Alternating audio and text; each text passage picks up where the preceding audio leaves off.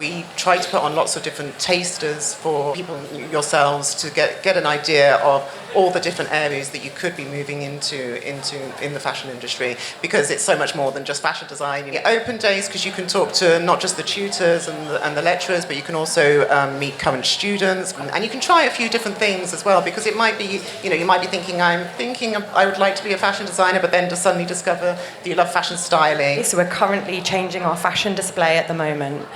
We'll bring in groups of young people to ask them what's important to them, what do they care about, what kind of things do they want to see. It's called Upstart, and at that event you can have talks like this, but also workshops. You can get your portfolio reviewed by a professional, meet lots of different industry professionals and kind of get networking. But I was seeing that people from underrepresented backgrounds, that could be ethnicity, gender, sexuality, age, could even be how much money you have as a family. It was a case of how can we get you closer to the fashion industry, because the fashion industry can feel incredibly exclusive. So our job at the Fashion Minority Report is to break down those barriers. I felt like at the time I was so sort of itchy to just create, and every time I had an idea I was like, I need to ideate it. I feel like all my opportunities that I've got, I've realized like either it's come as a result of me doing what I love, or it's me actually seeking the companies that I want to work with and physically going on LinkedIn, finding them. What you want is like a testimony of how hard you're willing to work to get it. You can always like take no as a brick wall and turn around and walk back, or you can see it as an opportunity to get a ladder and figure out how to get over it.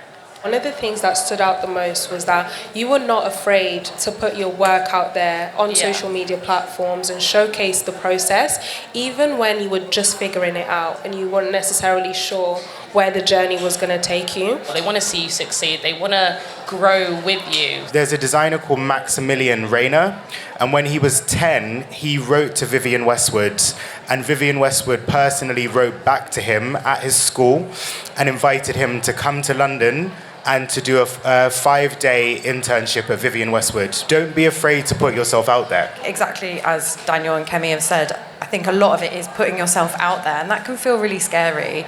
If you know exactly what you want to do, that's one thing, putting yourself out there. I really had no idea what I wanted to do. There are so many free and cheap workshops out there where you can just have a go at fashion illustration, have a go at designing. Because we have so many creative courses at Southampton Solent University, we might have a makeup artist that needs to work with a photographer, or a stylist, or a fashion designer that wants to work with a team, and they'll put call-outs over social media.